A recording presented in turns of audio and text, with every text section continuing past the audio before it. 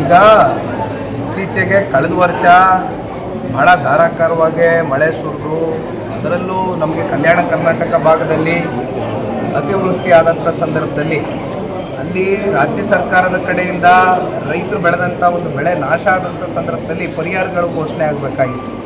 ಆದರೆ ಅಂತಿಮವಾಗಿ ಯಾವುದೇ ರೀತಿ ಪರಿಹಾರಗಳು ಆ ಭಾಗದ ರೈತರಿಗೆ ಘೋಷಣೆ ಮಾಡಲಿಲ್ಲ.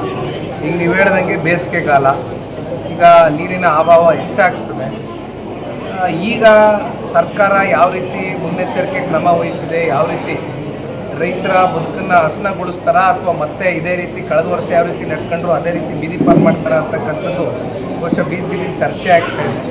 ರೈತರು ಕೂಡ ಆತ್ಮವಿಶ್ವಾಸ ಕಳ್ಕೊಂಡಿದ್ದಾರೆ. ಈ ಸರ್ಕಾರ ಎಲ್ಲಿವರೆಗೂ ಈ ರಾಜ್ಯದಲ್ಲಿರುತ್ತೋ ಅಲ್ಲಿವರೆಗೂ ರೈತರಿಗೆ ಯಾವುದೇ ರೀತಿ ಅವರ ಬದುಕಕ್ಕೆ ರಕ್ಷಣೆ ಇಲ್ಲ. ಮಾತಾಡ್ತದೆ ಗ್ಯಾರಂಟಿ ಅಂತಾರೆ, ಆದರೆ ನಿಜವಾಗ ರೈತನ ಬದುಕಿನ ಗ್ಯಾರಂಟಿ ಏನು ಕೊಡಬೇಕಾಗಿತ್ತು, ಅದರಲ್ಲಿ ಸರ್ಕಾರ ಸಂಪೂರ್ಣ ವಿಫಲ ಆಗಿತ್ತು.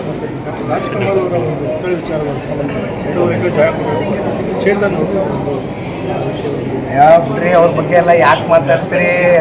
ಅವರೆಲ್ಲ ಪ್ರಚಾರ ಪ್ರಿಯರು. ಅವ್ರಿಗೆಲ್ಲ ಏನಾದರೂ ಡಾಕ್ಟರ್ ರಾಜ್ಕುಮಾರ್ ಅವರ ಒಂದು ಹೆಸರು ಹೇಳ್ತಕ್ಕಂಥದ್ದಕ್ಕೂ ಕೂಡ ಯೋಗ್ಯತೆ ಇದೆಯೇನ್ರಿ? ಅವರೆಲ್ಲ ಯೋಗ್ಯರೇನ್ರಿ?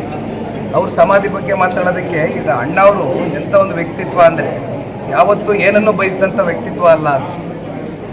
ಅಂಥ ಒಂದು ವ್ಯಕ್ತಿ ಮತ್ತೆ ನಮ್ಮ ರಾಜ್ಯದಲ್ಲಿ ಹುಟ್ಟುಬರ್ಲಿಕ್ಕೆ ಸಾಧ್ಯನೇ ಇಲ್ಲ. ಅಂಥ ಒಂದು ವ್ಯಕ್ತಿ ಅವ್ರ ಬಗ್ಗೆ ಮಾತಾಡೋದಕ್ಕಾದರೂ ಯೋಗ್ಯರಿದ್ದರೆ ಯಾರಾದರೂ ಅದಕ್ಕೆ ಉತ್ತರ ಕೊಡ್ಬೋದು. ಬಿಡಿ, ಅವರೇನೋ ಪ್ರಚಾರಕ್ಕೋಸ್ಕರ ಮಾತಾಡಿದ್ದಾರೆ. ಓಕೆ, ಇತ್ತೀಚೆಗೆ ಕಳೆದ ವರ್ಷ ಬಹಳ ಧಾರಾಕಾರವಾಗಿ ಮಳೆ ಸುರಿದು ಅದರಲ್ಲೂ ನಮಗೆ ಕಲ್ಯಾಣ ಕರ್ನಾಟಕ ಭಾಗದಲ್ಲಿ ಅತಿವೃಷ್ಟಿ ಆದಂಥ ಸಂದರ್ಭದಲ್ಲಿ ಅಲ್ಲಿ ರಾಜ್ಯ ಸರ್ಕಾರದ ಕಡೆಯಿಂದ ರೈತರು ಬೆಳೆದಂಥ ಒಂದು ಬೆಳೆ ನಾಶ ಆದಂಥ ಸಂದರ್ಭದಲ್ಲಿ ಪರಿಹಾರಗಳು ಘೋಷಣೆ ಆಗಬೇಕಾಗಿತ್ತು.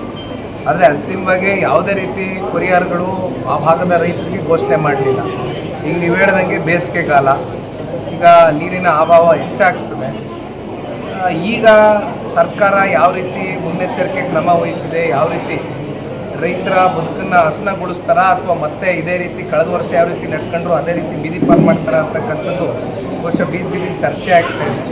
ರೈತರು ಕೂಡ ಆತ್ಮವಿಶ್ವಾಸ ಕಳ್ಕೊಂಡಿದ್ದಾರೆ. ಈ ಸರ್ಕಾರ ಎಲ್ಲಿವರೆಗೂ ಈ ರಾಜ್ಯದಲ್ಲಿರುತ್ತೋ ಅಲ್ಲಿವರೆಗೂ ರೈತರಿಗೆ ಯಾವುದೇ ರೀತಿ ಅವರ ಬದುಕಕ್ಕೆ ರಕ್ಷಣೆ ಇಲ್ಲ. ಮಾತಾಡ್ತದೆ ಗ್ಯಾರಂಟಿ ಅಂತಾರೆ, ಆದರೆ ನಿಜವಾಗ ರೈತನ ಬದುಕಿನ ಗ್ಯಾರಂಟಿ ಏನು ಕೊಡಬೇಕಾಗಿತ್ತು, ಅದರಲ್ಲಿ ಸರ್ಕಾರ ಸಂಪೂರ್ಣ ವಿಫಲ ಆಗಿತ್ತು. ರಾಜ್ಕುಮಾರ್ ಅವರ ಒಂದು ಮಕ್ಕಳ ವಿಚಾರವಾಗಿ ಬಿಡ್ರಿ, ಅವ್ರ ಬಗ್ಗೆ ಎಲ್ಲ ಯಾಕೆ ಮಾತಾಡ್ತೀರಿ? ಅವರೆಲ್ಲ ಪ್ರಚಾರ ಪ್ರಿಯರು. ಅವ್ರಿಗೆಲ್ಲ ಏನಾದರೂ ಡಾಕ್ಟರ್ ರಾಜ್ಕುಮಾರ್ ಅವರ ಒಂದು ಹೆಸರು ಹೇಳ್ತಕ್ಕಂಥದ್ದಕ್ಕೂ ಕೂಡ ಯೋಗ್ಯತೆ ಇದೆಯೇನ್ರಿ? ಅವರೆಲ್ಲ ಯೋಗ್ಯರೇನ್ರಿ? ಅವ್ರ ಸಮಾಧಿ ಬಗ್ಗೆ ಮಾತಾಡೋದಕ್ಕೆ ಈಗ ಅಣ್ಣವರು ಎಂಥ ಒಂದು ವ್ಯಕ್ತಿತ್ವ ಅಂದರೆ ಯಾವತ್ತೂ ಏನನ್ನು ಬಯಸಿದಂಥ ವ್ಯಕ್ತಿತ್ವ ಅಲ್ಲ ಅದು. ಅಂಥ ಒಂದು ವ್ಯಕ್ತಿ ಮತ್ತೆ ನಮ್ಮ ರಾಜ್ಯದಲ್ಲಿ ಹುಟ್ಟುಬರ್ಲಿಕ್ಕೆ ಸಾಧ್ಯನೇ ಇಲ್ಲ. ಅಂಥ ಒಂದು ವ್ಯಕ್ತಿ ಅವ್ರ ಬಗ್ಗೆ ಮಾತಾಡೋದಕ್ಕಾದರೂ ಯೋಗ್ಯರಿದ್ದರೆ ಯಾರಾದರೂ ಅದಕ್ಕೆ ಉತ್ತರ ಕೊಡ್ಬೋದು. ಬಿಡಿ, ಅವರೇನೋ ಪ್ರಚಾರಕ್ಕೋಸ್ಕರ ಮಾತಾಡಿದ್ದಾರೆ. ಓಕೆ.